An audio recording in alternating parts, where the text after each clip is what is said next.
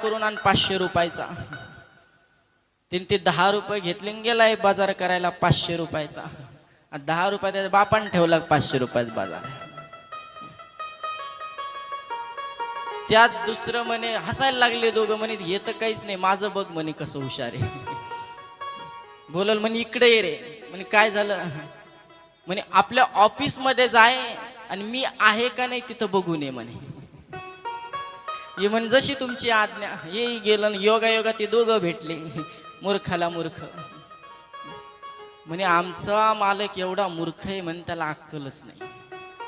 10 रुपये दिले म्हणे 500 रुपयाचा बाजार आण. आता बाजार 500 रुपयाचा आणायला आज काय सोमवार आहे.